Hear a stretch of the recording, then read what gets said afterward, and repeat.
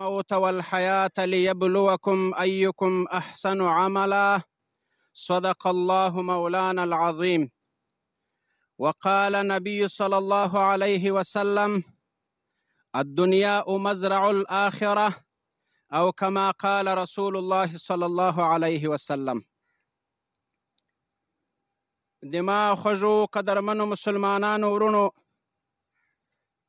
نننی مجلس یو تعزیتی مجلس ده. د موږ یو مسلمان ورور، یو سپین ږیری اکا، هغه خدای جل جلاله د دنیا په ژوند کې ورته خپله د ژوند نیټه پوره کړله، او هغه د عالم برزخ زندگی الله جل جلاله ورته شروع کړله. الله جل جلاله دې ورباندې خپل رحمتونه او مغفرتونه له ټولو مسلمانانو مردگانو سره نازل کړي. قدرمنو مسلمانانو ورونو، دا مسلمانه خور وه،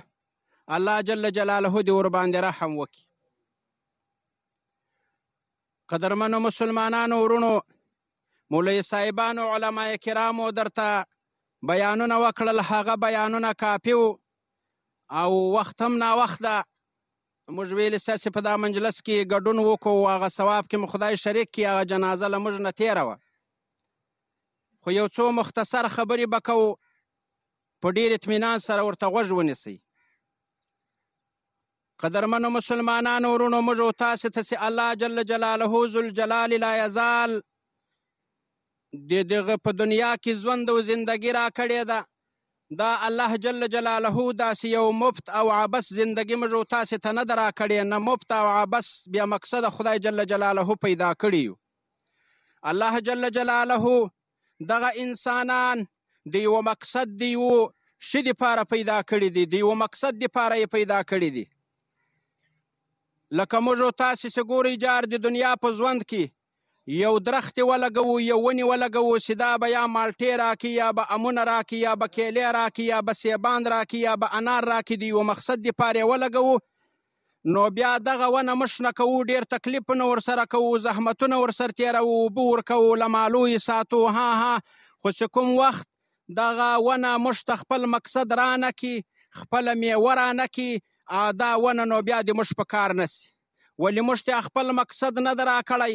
کوم چې د موږ ارزو و، د موږ مقصد و، هغه شی موږ ځینې حاصل نه که، نو بیا موږ ورباندې څه کوو؟ بیا نو باندې توبره یاره ورته راواخلو، په دا بیخ کې یې ووهو، او بیا هغه یا ورته ورچوو، او یا دلته د غوا و جان څپرې ورباندې پټوو، بیا هغه ختمه سي او خرابه سي. ذوالجلال لا یزال چې انسان پیدا کړی ده، دا یې د یو مقصد دپاره پیدا کړی ده، د یو غرض دپاره یې په دنیا کې موږ او تاسې ته زندګي را کړې ده، چې هغه مقصد د خدای جل جلاله عبادت کول، د خدای جل جلاله اطاعت کول، او د خدای جل جلاله حقوق بجا راوړل، او هغه د مسلمانانو حقوق بجا راوړل. د دغه مقصد دپاره ذوالجلال لا یزال موږ او تاسې انسانان دغه دنیا ته رالږلي یو، او موږ او تاسې ته یې ژوند او زندګي را کړې ده. لکه ما چې مخکې آیات کریمه تلاوت که، په هغه کې الله جل جلاله ارشاد ګرامی فرمایي چې انسانانو، ما تاسې ته دا ژوند او مرګ په دنیا کې دا د دې دپاره درکړی ده چې زه د تاسې امتحان وکم، د تاسې یو ټیسټ وکم، او تاسې ته زه یو مقصد په لاس درکم. که خدای دې وکړي، خدای دې وکړي، که په هغه مقصد کې موږ خدای کامیابه کړلو، خدای مو وپېژندل، د خدای رسول مو وپېژندل، د خدای احکام مو وپېژندل، او هغه د خدای او د رسول په لاره باندې ولاړو، بیا په دې مقصد کې موږ کامیاب، په آخرت کې کامیاب، په دنیا کې کامیاب، اخیره نتیجه یې د خدای جل جلاله رضا، او په هغه آخرت کې جنتونه ورکول دي. او که خدای دې نه کوي، خدای دې نه کوي، انسان نه دا مقصد له لاسه ووت، د شیطان په لاره باندې ولاړ، خدای جنې پاته، رسول جنې پاته، د خدای احکام عبادات جنې پاته، بیا دا مقصد پاته سو، بیا به لکه هغه ونه چې موږ ته مقصد رانه کړي، له بیخه یې کاږو، ورته یې اچوو، بیا به دا انسانان هم خدای دې نه کوي، خدای دې نه کوي، مقصد بې نه یې پوره، بیا به یې ورته اچوي، او د اور خاشاک د جهنم به دی، او دغه ډبرې. نو قدرمنو مسلمانانو ورونو، الله جل جلاله چې په دغه دنیا کې موږ ته ژوند او زندګي را کړې ده، د دغه مقصد دپاره یې را کړې ده. خدای جل جلاله دې وکړي چې له موږ نه خدای دا مقصد واخلي، او په دغه مقصد باندې موږ او تاسې ټول روان سو، او د خدای له ناراضګي او له آخرت له دوزخ او له عذابو مو خدای خلاص کړي. ګورئ جار په حقوقو کې یو د خدای جل جلاله حقوق دي، لمونځ کول ده، روزه کول ده، حج کول دي، زکات ورکول دي، نور د خدای جل جلاله هغه فرایض واجبات ادا کول دي، دا د خدای جل جلاله حقوق دي چې په انسانانو باندې ایښي دي. او یو د حقوق العباد د بندگانو حقوق دي. د بندگانو په خپل منځ کې خپل حقوق شته، هغه به خپل حقوق سره ساتي. مسلمان سره به مسلمانی کوي، له مسلمان سره به د اسلام په چوکاټ کې چلیږي، او له مسلمان سره به داسې ژوند و زندگی کوي لکه کوم چې خدای او د خدای رسول درته ویلي دي، هغسې زندگی به ورسره کوي. او که خدای دې نه کوي، خدای دې نه کوي، د مسلمانانو حقوق در باندې پاته سول، د خدای حقوق به خدای ته توبه وکاږي، خدای ته به زړه وکړي، لمنځونه قضا او خطاګانې دي، راځو عجزه ده، خدای جل جلاله ته چې څوک توبه وکاږي، نبی علیه الصلاة والسلام مبارک وایي داسې خدای له ګناه پاکوي لکه نوی بچی چې له موره په اوله ورځ باندې پیدا سي. په دې کې هیڅ شک نشته، دا د خدای حقوق دي، دا خدای در بخشي، هر وخت یې در بخشي. که یو انسان ټول عمر په کفر کې تیر کړي، په کفر کې تیر کړي، په اخر کې کلمه ووایي چې لا اله الا الله محمد رسول الله، خدای جل جلاله جنې راضي ده، دا سړی به جنت ته بیایي، په دې کې هیڅ شک نشته. او په اخلاص خدای جل جلاله ته رجوع وکړي، خدای جل جلاله ته توبه وکاږي. خو ډیر خطرناک جار سي دي، ډیر خطرناک سي دي، دا حقوق العباد دي، له دغو سره ډیر پام کوئ. د مسلمان سره ډیر پام کوئ، د مسلمان حق مه خورئ، مسلمان ته بې عزتي مه رسوئ، په مسلمان کې غیبتونه مه کوئ، مسلمان سره ډیر ښه سلوک کوئ، خپل حق یې مه خورئ، یوه ذره ډیر پام ورسره کوئ. تاسو ګورئ جار، یوه خبر درته کوم، ګورئ د موږ خوږ پیغمبر حضرت نبی کریم صلی الله علیه وسلم یو داسې شخصیت، یو داسې پیغمبر خدای جل جلاله پیدا کړی ده چې خپل ربوبیت یې د ده له رویه ظاهر کړی ده. دا کائنات، دا موجودات، دا موږ دلته چې څه وینو، دا ټول د حضرت نبی کریم صلی الله علیه وسلم په مبارک روی باندې پیدا شوي دي. که د رسول الله علیه الصلاة والسلام ذات مبارک نه وای، خدای خپل ربوبیت نه ظاهره کاو. دا لمر، دا اسمان، دا سپوږمۍ، دا ژوند، زندگی، کائنات، موجودات، مخلوقات، جن، انسان، دا به یو شی نه وای. د ده له رویه ذوالجلال العزل پیدا کړي دي. خو تاسو ګورئ جار، دغه پیغمبر رسول الله علیه الصلاة والسلام چې هر کله مرض مبارک سخت څه، دی مریض او ده ته داسې حالات راغلل چې دی نور له دنیا نه ولاړ سي او خپلې جامې بدلې کړي، د خدای دیدار ته ولاړ سي، داسې په ده باندې مرض راغی، په ده باندې تبه راغله، ډېر په تکلیف سو. د جمع وخت ده، صحابه کرام جمع ته په انتظار باندې ناست دي چې اوس به رسول الله علیه الصلاة والسلام مبارک راځي او موږ ته به جمع راکوي. نبی علیه الصلاة والسلام مبارک ناوخته څه ډېر وخت یې ووت، حضرت بلال صاحب صحابه کرام راولېږل چې نبی علیه الصلاة والسلام ناوخته سو، چې خیر وایي څه پریشاني نه یې پیښه سوې. حضرت بلال صاحب چې راغی نو یې ورته وویل چې حضرت، صحابه کرام خو په مسجد کې ناست دي او د تا انتظار ده او لمونځ هم ډېر ناوخته ده، د تا طبیعت مبارک څنګه ده؟ رسول الله علیه الصلاة والسلام ورته وایي چې حضرت بلال د ما طبیعت ډېر خراب ده، زه نسم کولی چې جمع ته درسم، ورسئ حضرت ابوبکر صدیق رضی الله تعالی عنه ته ورته ووایي چې مخته سه او تاسې ته د جمع درکړي. حضرت بلال صاحب چې ولاړ، حضرت ابوبکر صدیق صاحب چې په جماعت کې ودرېدو، چې په مسله باندې ودرېدو، سینې ته یې وتاړو، یوه چیغه یې تر خولو ووتله او هلته په میراب کې پړمه خې راپرېوت، ولوېدو، په بغارو یې شروع وکړل. صحابه کرام د بغارې سوې، چغارې سولې، نبي علیه الصلاة والسلام غږ واورېده، څوک یې ورولېږل چې یو صحابي مبارک دې راسي، دا څه مسله پیښه سوله؟ هسې راغی، صحابه کرام ټول په مسجد کې پراته دي او بغارې ویې زاړي. نو هغه بیرته ورته راغلو چې د خدای حبیبه صحابه کرام خو د تا له جدایي او د تا له هجران نه یو سکنډ هم نسي تېرولی، ټول په جومات کې پراته دي او زاړي. ابوبکر صدیق صاحب مخکې په جومات کې په مسله باندې پروت، نور صحابه کرام په مسجد کې پراته دي او بغارې وایي د تا د جدادي تاب نسي لرلی. نبی علیه الصلاة والسلام صحابه کرام راوغوښتل، د دوو صحابه کرامو په لاس په اوږو باندې یې لاسونه ورواړول مبارک، دومره په تکلیف و چې داسې روان و. کتاب کې راځي چې دا د شا پښې ګوتې مبارکې یې په لارې باندې کرښېدلې، لاسونه یې په صحابه کرامو باندې اړولي وو او مسجد نبوي ته ولاړ. هلته چې ورغی، د صحابه کرامو مبارکو زړه مطمئن سه، نو حضرت ابوبکر صدیق صاحب ته وویل چې زه مریض یم، زه د جمع نه یم، مخته څه جمع راکړه. جمع وسوله، ماسپښین وخت کې حضرت نبی کریم صلی الله علیه وسلم مبارک صحابه کرامو کې اعلان وکړ چې ټول دلته حاضر سئ، چې څه مسلمانان دي څه صحابه کرام دي دا دي ټول حاضر سي. نبی علیه الصلاة وسلام ته خو معلومه وه چې د ما د ژوند د جامو بدلېدلو ټیم راغلی دی. دا خبره په غور سره واورئ جار. د حقوقو عبادو د مسلمانانو د بندگانو د حقوق په بنیاد باندې درته دا خبره کوم. نبی علیه الصلاة وسلام مبارک راغی، حضرت بلال صاحب ته وویل چې ټول صحابه کرام ټول مسلمانان دغه مسجد ته حاضر که چې نبی علیه الصلاة وسلام مو غواړي راسئ. ټول مسلمانان صحابه کرام حاضر سو.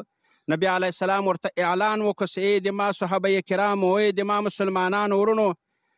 ما په تاسو کې ژوند او زندګي کړې ده، نو د ما اخیرنی وخت د له تاسې سره، نو زه په تاسې کې اعلان کوم چې که د چا په ما باندې یو حق باندې هغه د اوس په دنیا کې له ما نه طلب کړي، او که نه په ورځ د آخرت باندې زه بیا تاسې ته حقونه نسم درکولی، بیا یې زه طاقت نسم راوړی. که په ما باندې د چا روپۍ باندې یا په ما باندې د چا یو حق باندې اوس دې په دې مجلس کې ولاړ سي او دا خپل حق د له ما نه طلب کړي چې زه د خپل حق ورکم، په ورځ د آخرت کې بیا دا کار زه نسم کولی. هیچا غږ نه سوی کولی. رسول الله علیه الصلاة وسلام مبارک باندې به د چا پورونه باندې وو، د چا به قرضونه ور باندې وو، د چا به خوا جنې بده سوې وه، د هیچ چا خوا نه د جنې بده سوې. صحابه کرام چوپ ناست دي، ټول په زړه باندې ناست دي، سرونه یې ځړولي دي. یو صحابي مبارک ولاړ سو، وایي د خدای حبیبه د ما په تا باندې پور باندې دغه پور زه له تا غواړم. وایي جار دې سم جزاک الله، څه پور دې په ما باندې ده، پیسې دې را باندې دي، څه شی دې را باندې دي؟ هغه ورته ویل چې د خدای حبیبه پیسې مې نه دي در باندې، یو وخت کې غزا ته روان وو، په لاره باندې ته په مرکبه سپور وې، توره شپه وه، تیاره وه، تاسې هغه مرکبه په نیزه باندې وواله، هغه دې ما په ملا ولګېدله، بله دې وواله هغه دې ما په ملا ولګېدله، بله دې وواله 3 نیزې دې ما په ملا باندې لګېدلې دي، د خدای حبیبه دا 3 نیزې دې ما په تا باندې حق باندې ده، دا حق زه له تا نه غواړم، راکه یې بې. رسول الله علیه الصلاة وسلام مبارک چې دا خبره واورېده ډېر خوشحاله سو، نو یې ورته ویلې چې راواخلئ د ما نیزه، بله نیزه مه راخلئ، راسه مبارک وروره 100 وارې خدای دې جزای خیر درکړي، ما په دا نیزو باندې ووهه. صحابه کرامو چې دا حالت ولید، هغه سړي ته ور ولاړ شول چې ای د خدای انصافداره، موږ سل دغه نیزې ووهه، 50 مو ووهه، رسول الله علیه الصلاة وسلام ماف کړه، د خدای حبیب به ته څرنګه په نیزو باندې وایي؟ هغه ورته وایي د ما په نبي علیه السلام حق باندې ده، په تاسو خو مې نه ده باندې. صحابه کرامو بغارې کړې چغارې کړې چې و د خدای پاره ده، دا څه کوې، دا څرنګه سړی یې؟ صحابیانو مبارکانو ورته وویل حضرت بلال ته چې ځان ورسوه، حسن او حسین رضی الله تعالی عنهما دا سړي ته راوله چې هغه زاره یې ورته وکړي، پښو ته ور ولوېږي چې د خدای حبیب څرنګه وایي، د خدای په خاطر نبي علیه الصلاة وسلام ماف کړه. حضرت بلال رضی الله تعالی عنه په چغو باندې ولاړ، د بي فاطمې صاحبې دروازې ته بي فاطمې صاحبې چغې اروي، نارې اروي، چې راووتله حضرت بلال باندې اوښکې را روانې دي، لولو بغارې وایي لکه کنکۍ زنکۍ دغه وړ بغارې وایي. هغه ورته وایي چې خیر دې ما په بابک باندې څه سوي دي؟ حضرت بلال څه پیښه ده؟ هغه ورته وایي چې هېڅ نه ده پیښه، بابک روغ جوړ ده، بس حسن او حسین رضی الله تعالی عنه په منډه راباسه یې ځای راسره بوځنه. هغه یې دغسې لوڅې پښې را روان کړل، مسجد نبوي ته یې راوستل، هغه سړي ته یې پښو ته ور واچول چې د دغو د نبي علیه الصلاة وسلام دغو کنکلیانو لمسیانو په خاطر باندې رسول الله علیه الصلاة وسلام ماف کړه، دغه مه وهه، ولې د خدای انصافداره داسې کوې؟ هر څومره بغارې چې هغه ورته وکړلې، ده ورته ویل چې د ما د خدای په حبیب پور باندې د خامخا به دا پور زه له ده چې اخلم. اخیر نتیجه دا سوله چې صحابي مبارک ته یې نیزه په لاس باندې ورکړله او راغی د نبي علیه الصلاة وسلام مبارک شاته ودرېدو. نبي علیه الصلاة وسلام ته یې ویل، وایي نبي علیه الصلاة وسلام ما چې په هغه وخت کې زه له تا سره روان وم، ما کمیس نه و اغوستی، د ما ملا لوڅه وه، دا کمیس دې در پورته که چې زه دې په لوڅه ملا باندې په دې نیزو باندې ووم. نبي علیه الصلاة وسلام مبارک دا د شا لمن چې راپورته کړله، صحابي مبارک په زور کړکه تر خولو ووتله، کلمه یې وویله، په ملا باندې ور پرېوت او هغه مهر نبوت د رسول الله علیه الصلاة وسلام یې په سترګو په خولو باندې مچ کړ. اتې ورته ویلې چې نبي علیه الصلاة وسلام مبارک ملا راکته کړه، ملا راکته که، ما له هر څه خلاص یې، ما بل غرض نه و د خدای حبیبه، ما صرف د تا هغه مهر نبوت نه و لیدلی، تا ویلي دي چې د ما مهر نبوت چا ولید په هغه باندې د جهنم اور حرام ده، بس د ما مقصد جار د سم مور پلار مې تر تا جار دا مقصد و، مهر نبوت ما ولید، بس د ما له حقه ته خلاص یې، د ما د لاسونه شل چې ما چې زه به تا په نیزو باندې وهم. ګورئ جار دا د خدای حبیب ده، د خدای پیغمبر ده چې خدای جل جلاله خپل ربوبیت او دا کائنات جن و انس دلته یې پیدا کړي دي، خو بیا هم د خدای د بندګانو له حقوقو دومره ډارېږي چې خپله ملا راروڅوي او د خپل انتقام اخیستلو په دې دنیا کې صحابه کرامو ته اجازت ورکوي. ما ته به بیا جار څه کوو، ډېر عاجزه یو، ډېر کمزوري یو. کوشش وکئ جار په دنیا کې ښه وکئ، ښه زندګي وکئ، د اسلام په چوکاټ کې زندګي وکئ، یوه پریشاني به نه وي، نه به په دنیا کې نه به په آخرت کې. قدرمنو مسلمانانو ورونو، د خدای جل جلاله وخت را کړی، ټیم یې را کړی، داسې مه وایي چې موږ سپین ږیري یو، موږ ګناهونه کړي دي، موږ ته به خدای ګناهونه را معاف کوي که بیا نه را معاف کوي. دا سوچ مه کوئ. الله جل جلاله ګناهونه درته معاف کوي چې یو وارې په اخلاص باندې خدای جل جلاله ته د شپې راپورته سولې، درېیمه شپه چې خدای ته راپورته سولې، الله جل جلاله خپلې ملایکې راغواړي، وایي ملایکو دا د ما یو انسان ده، د ما یو بنده ده، زه ځینې خفه وم، زه ځینې رانازوم، ګناهګار و، ډېر ګناهونه یې کړي دي، خو دا درېیمه ورځ ده چې دی، درېیمه شپه ده چې دی ما ته په سجود باندې پروت وي، ما بولي او ما ته توبې کاږي. ای ملایکو تاسې په دې باندې شاهدان اوسئ چې دغه بنده ته ما ټول ګناهونه ور معاف کړي دي، تاسې به په ورځ باندې شاهدان یاست. نو ګورئ جار د توبې ټیم پاته ده. خدای جل جلاله دې موږ ته توفیق راکړي، شیطان خو توبې ته پرېږدي نه چې توبه وکاږو، ډېر غټ دښمن خدای را سره کړی ده. خو ګورئ جار دا یوه خبره کومه، ناوخته د ستړي به یاست. د بني اسرائیلو د حضرت موسی علیه السلام په زمانه کې یو ځوان و. دا ځوان په دې کلي کې ډېر خوسې خوسې کارونه کول، په هېڅ باندې نه و بند.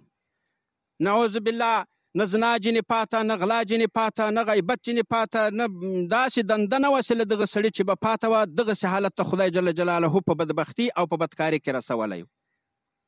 اخر دا خلک دا قوم دومره جنې په تکلیف سو چې ټول راټول سو، دا سپین ږیري مشران چې دا خو ډېر لعین سړی ده، دا ډېر فاحش سړی ده او دا ډېر خوسی سړی ده، یا دا به موږ ټول راټولیږو چې دا قوم خدای جنې خلاص کړي، بس دغه ته به جواب ورکوو چې د موږ له کلي د موږ له علاقې به وځې، که نه ووتلې بیا د مرګ حق نسته، بیا د موږ وزنو، موږ د چرماری کوو او پانسۍ کوو دي. دا خلک میټینګ وسو، دا ځوان یې راوغوښت او دا بیان ټولو ورته وکړو، سر یې ور خلاص کړو چې ځوانه نور دلته د موږ په کلي په قوم کې نه یې په کار چې په کومه باندې ځې په هغه باندې ځه، خو ګوره چې بیا موږ ته رانږدې نه سې، او که دغه علاقې ته د موږ کلي ته راللې بیا د بل علاج نسته. ګوره اوس دې لا خبره وو، مرګ او پانسۍ د بیا علاج د موږ ټول په دغه باندې خوشحاله یو. دا ځوان په دغه باندې پوه سو چې یاره دلته خو مې نور ژوند زندګي نسته، بس ولاړ د ځنګله خواته یې مخه ونیولله، په ځنګل کې یو غټ ځنګل کې ننوتل. ورېسې ننوت، یو د 3 شپې یې وکړلې، بس هاتې خو نه مړۍ سته، نه اوبه سته، نه یو شی سته، بس مرض ورباندې راغی، له لوږې له تندې دا سړی دا ځوان مریض سو په دې ځنګل کې. په دې ځنګل کې مریض سو، ډېر شدید مرض ورباندې راغی، حتی د زڼکدن حالت ورباندې راغی، بس زڼکدن یې سو. زڼکدن کې وایي یا الله جل جلاله نه مې په څنګ کې مور سته چې یو غړپ اوبه راکړي، نه مې پلار سته او نه مې یو ورور سته او نه مې یو عزیز یو قریب سته چې ما ته په دې خوله کې اوبه راواچوي. یا الله جل جلاله زه خو د تا بنده یم، که څومره ګناهګار یم خو بیا هم د تا بنده یم. یا الله جل جلاله ما چې څه خطاګانې کړي دي، څومره ګناهونه مې کړي دي، یا الله جل جلاله د تا په ذات مې د قسم مې د ما په زړه باندې تعلیم یې چې د زړه له اخلاصه مې داسې درته توبه ده خدای جل جلاله، ته مې رب یې، ته مې خالق یې، که هر څومره ګناهګار یم الله آخرت ته درځم، دا سکنډ کې به درځم، په 2 سکنډ کې به درځم. یا الله په اخلاص مې درته توبه کښلې ده، په اخلاص مې په ټولو ګناهونو درته توبه ده. په دغه وخت کې ساه وختله او مړ شو. حضرت جبرائیل علیه السلام ته ذوالجلال العزال وویل، وایي جبرائیل فورا ځان ورسو، حضرت موسی علیه السلام ته خبرداری ورکه چې په پلاني ځنګل کې په پلاني ځای کې د ما یو دوست پروت ده، ورسه هغه راوله او په ښه عزت باندې غسل ورکه او جنازه ورکه، که چا د دغه انسان په جنازه کې ګډون وکړو هغو ته هم لا ما مغفرت کړی ده. ورسه حضرت موسی علیه السلام ته دا خبر ورسوه. جبرائیل علیه السلام چې راغی، موسی علیه السلام ته وویل چې الله جل جلاله وایي چې د ما یو دوست په فلاني ځنګل کې پروت ده، ورسه رایوړه، په عزت باندې غسل ورکه، په عزت باندې جنازه ورکه، او چا چې د دغه ګناهګارانو هر چا د دې په جنازه کې ګډون وکړو هغو ته ما مغفرت کړی دی، د له وجې ما غم معاف کړي دي. موسی علیه السلام خپل ملګري ورسره کړل، روان دي بس په ځنګل کې دورې دورې الله نشانې ورکړې وه، ورغلو چې ویې کتل یو ځوان پروت ده، بس تازه یې ساه ختلې ده. دا ځوان یې راواخیستل او رایوړ سرا یې وړ د چا خپل د چا خپل د خپل کلي ته یې راوړ، خپل کلي ته یې راوړ. خلکو سې ورته وکتل چې دا خو موسی علیه الصلاة وسلام وایي چې دا د خدای دوست مړ ده، دا خو هغه بدبخته ده، دا خو هغه بدکاره انسان ده، دا څه معجزه ده، دا څه کار ده؟ موسی علیه الصلاة وسلام ورته ویلي وایي چې هر څه کار ده، بس دغه خدای جل جلاله ته په اخلاص باندې توبه کښلې ده، په اخلاص باندې د ذوالجلال لایزال ته بغارې کړي دي، په وخت د حالت د زنکدن کې یې ورته بغارې کړي دي، خدای ته یې په اخلاص باندې توبه کښلې ده، د دغه ځوان خدای توبه کړه کړې ده، الله جل جلاله ځینې راضي سوی ده، دغه راضي کېده په وجه یې دی خپل دوست جوړ کړی ده، په دې کې هېڅ شک نشته. بس تاسې به راځئ د ده په جنازه کې به ګډون کوئ چې څومره ګناهونه یې د ده له وجې بیا خدای جل جلاله تاسې ته هم بخشش کوي. نو هغه غسل حضرت موسی علیه الصلاة وسلام په عزت په قدر ورکو او جنازه یې ورکړله، بیا یې دفن کو چې چا د هغه په جنازه کې ګډون وکړو هغو ته لا خدای جل جلاله مغفرت وکړو، هغو ته لا ګناهونه ور معاف کړل. نو ګورئ جار ټیم افسه داسې مه وایئ چې موږ خو سپین ږیري یو، موږ خو به توبه نسي قبوله، ځوانان دي کوشش وکړي، ګناه به کېږي، انسان د خامخا به کېږي، ملایکې نه یو چې له موږ به ګناهونه نه کېږي، انسان د عجزه ده، ګناه به راچه کېږي، خطا به راچه کېږي، خو فورا خدای جل جلاله ته توبه کاږئ. نبي علیه الصلاة وسلام وایي التائب من الذنب کمن لا ذنب له. نبی علیه الصلاة وسلام وایي هغه تائب له ګناه، هغه توبه کښونکی له ګناه داسې نه ده لکه ګناه چې یې کړي. ګورئ جار انسان د ګناه در چې وسوله فورا راځئ خدای جل جلاله ته په سجده پرېږدئ، الله ته توبه کاږئ، خدای مې توبه قبلوي، خدای هم لرې کوي نه. نو ګورئ جار وخت هم نور نه نیسمه، د خدای جل جلاله په حقوقو کې کوشش وکړئ، په لمنځو کې، په روزو کې، په اودسو کې. دنیا تېره ده جار، دنیا دا د وینو یې چې دا د ورځ په ورځ هغه یو مسلمانه خور تللی، مسلمان ورور تللی، بل تللی، داسې به په نمبر په خپل وخت باندې ځو، مرګ هم ژوند هم اخیستی نه ده، معلومه یې نه ده. نو کوشش وکړئ جار چې د خدای جل جلاله هغه حقوق الله او د حقوق العباد په ځای باندې راوړئ، هېڅ مشکل نشته، د خدای جل جلاله په رضا او د خدای جل جلاله په جنتو کې به ګرځو. خدای جل جلاله دې موږ ته د حقوق الله او د حقوق العبادو د ادا کولو توفیق اول ماته بیا ټولو مسلمانانو ته راکړي. وما علینا الا البلاغ.